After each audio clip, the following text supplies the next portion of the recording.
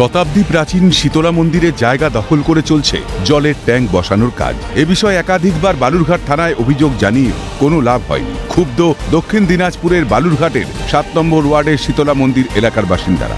এই রিজার্ভ যদি পাড়ার লোকেদের জন্য করা হয়, সেটা একটা অন্য জায়গায় করা হোক, অর্থাৎ এই সংকীর্ণ এলাকায় যেখানে পুজোর স্থান, সেই এলাকাকে বন্ধ করে না করা হোক।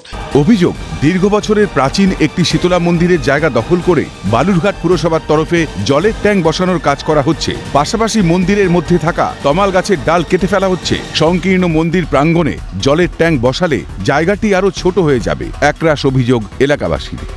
এই যে মন্দিরের ভিতরে যে জলের ট্যাঙ্কিটা বসানো হয়েছে, সেই জলের ট্যাঙ্কিটা মন্দিরের ভেতরে না করে বাইরে অন্য ক্ষেত্রে করতে পারতো। সংকীর্ণ হয়ে যাচ্ছে এইটুক যে জায়গাটা আছে, সেটা মন্দিরের একান্ত আমাদের দরকার। এই যে যখন পুজো হয় না, এখানে প্রচুর লোকজনের মানে জায়গা দেওয়া যায় না, বাইরের থেকে লোক আসে। ভবিষ্যতে হয়তো মন্দিরটা হয়তো ভালো হতে করা যেতে পারে, হয়তো লোকজন আমরা বসে তখন পারি, জায়গাটাও ছোট হয়ে যাবে।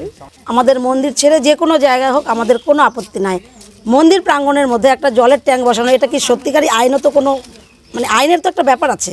কেন এইভাবে মন্দিরের জায়গা দখল করা হচ্ছে, কেন অন্যত্র জলের ট্যাঙ্ক নির্মাণ করা হচ্ছে না, বিষয়টি খতিয়ে দেখার আশ্বাস পুরসভার চেয়ারম্যানের। পাল্টা কটাক্ষ করেছে বিজেপি। আন্ডার প্রসিডিওর রয়েছে, যেটা ভালো হবে সাধারণ মানুষের জন্যই ডেভেলপমেন্ট, তো সুতরাং সাধারণ মানুষের জন্য যেটা ভালো হবে সেটা মিউনিসিপ্যালিটি। তৃণমূলের কালচারই হচ্ছে কাটমানি। 7 নম্বর ওয়ার্ডে একটা পুরাতন জলের ট্যাঙ্কার অলরেডি আছে, ওটাকে রিপেয়ার করলেই হয়তো, কেন নতুন করে বসানোর কি প্রয়োজন আছে?